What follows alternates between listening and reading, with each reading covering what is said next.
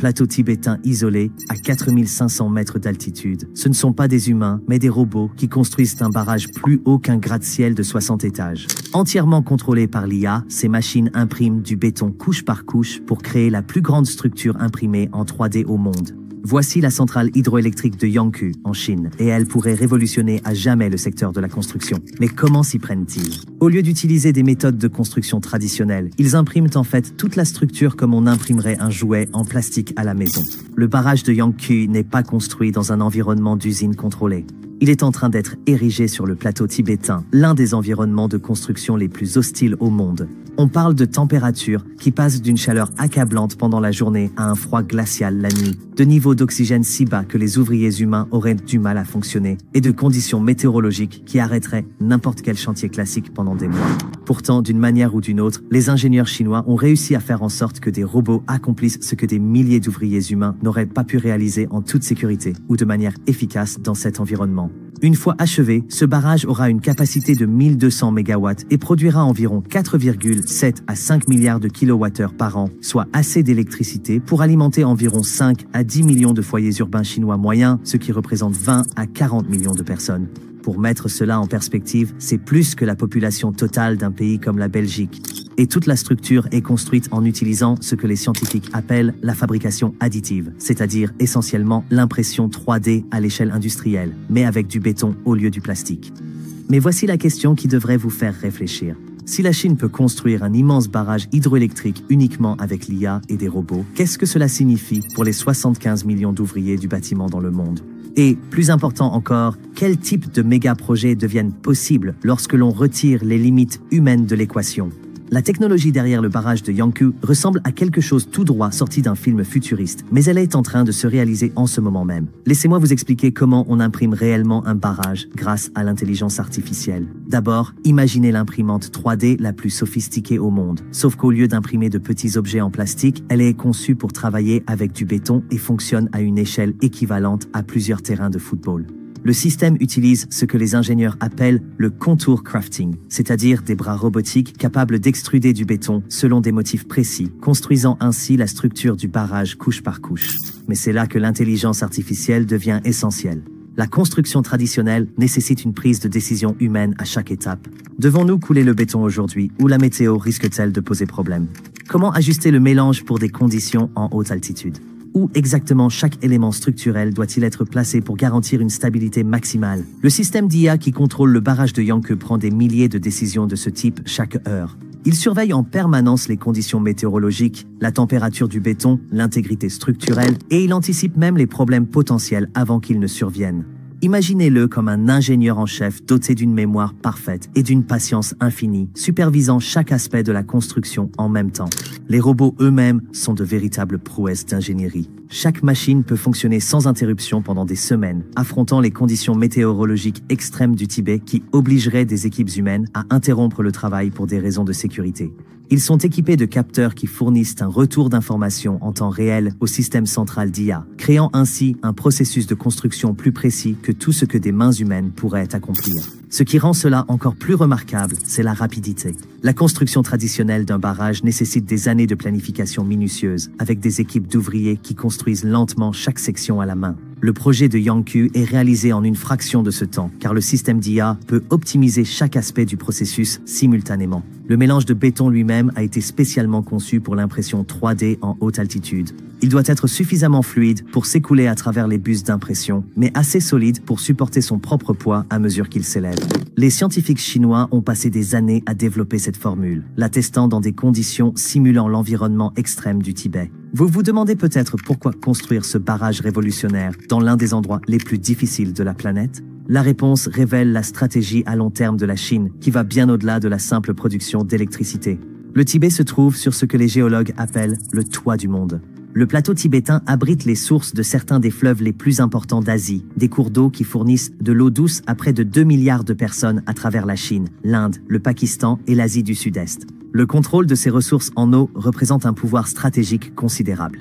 Mais voici le problème que les méthodes de construction traditionnelles ne pouvaient pas résoudre. Construire quoi que ce soit de substantiel au Tibet est extrêmement difficile. L'altitude rend les travailleurs humains moins efficaces et plus sujets au mal des montagnes. Les conditions météorologiques peuvent interrompre les travaux pendant des mois entiers. Le transport des matériaux et des ouvriers nécessite des efforts logistiques considérables, ce qui rend les projets extrêmement coûteux. En utilisant la construction contrôlée par l'IA avec une présence humaine minimale sur place, la Chine a en quelque sorte résolu le problème du Tibet. Ils peuvent construire des infrastructures essentielles dans des endroits reculés et en haute altitude sans les énormes défis logistiques liés au maintien de grandes équipes de construction dans des environnements hostiles. Cela ouvre des possibilités de développement sur l'ensemble du plateau tibétain qui était auparavant impossible. Le projet Yangkou en particulier est en cours de construction sur le cours supérieur du fleuve Jaune dans la province du Qinghai. Mais voici ce qui le rend stratégiquement brillant. La Chine développe cette technologie de construction robotisée qui peut être appliquée partout.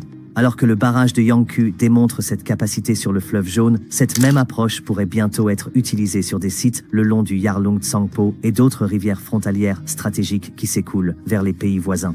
Cela crée ce que les experts en eau appellent une potentielle hydro-hégémonie, c'est-à-dire la capacité d'influencer les pays voisins par le contrôle des ressources en eau, rendue possible par une technologie de construction capable d'ériger des infrastructures critiques dans des endroits auparavant inaccessibles. Réfléchissez aux implications. Si vous pouvez construire des barrages, des routes, des installations militaires ou des sites miniers dans des lieux auparavant inaccessibles en n'utilisant que des robots, vous avez essentiellement supprimé les limitations géographiques de votre planification stratégique. Des zones autrefois trop éloignées ou trop dangereuses pour le développement deviennent soudainement des cibles viables pour des projets d'infrastructure. La Chine ne se contente pas de construire un barrage au Tibet. Elle démontre qu'aucun endroit sur Terre n'est trop difficile pour ses capacités de construction. Ce message est reçu 5 sur 5 par les pays d'Asie qui dépendent des fleuves prenant leur source sur des territoires contrôlés par la Chine. Ce qui se passe à Yangkou représente bien plus qu'un simple projet de barrage. La Chine est à l'avant-garde de ce que les experts en construction appellent la construction sans intervention humaine, réalisant des méga-projets avec un minimum d'intervention humaine. La construction traditionnelle de méga-projets est minée par de nombreux problèmes. Les dépassements de coûts sont courants, la plupart des grands projets finissant avec un budget dépassé de 20 à 50%. Les retards dans les délais prolongent les projets de plusieurs années au-delà de leur date d'achèvement prévue. La sécurité des travailleurs reste une préoccupation constante, surtout dans des environnements dangereux ou des régions politiquement instables. La construction robotisée dirigée par l'IA résout la plupart de ces problèmes simultanément. Les robots ne se fatiguent pas, ne commettent pas d'erreurs dues à l'épuisement et n'ont pas besoin de poses de sécurité ni d'équipements de protection. Ils peuvent travailler 24 heures sur 24, 365 jours par an, dans des conditions qui seraient impossibles pour des travailleurs humains, avec seulement une supervision humaine minimale pour la logistique et la maintenance. Les implications financières sont stupéfiantes. Bien que l'investissement initial dans les systèmes de construction robotisés soit énorme, les coûts d'exploitation sont considérablement plus bas que ceux des méthodes traditionnelles. Pas de salaire, pas d'avantages sociaux, pas d'hébergement pour les travailleurs, pas d'équipement de sécurité et aucun arrêt de travail dû à la météo ou à des conflits sociaux.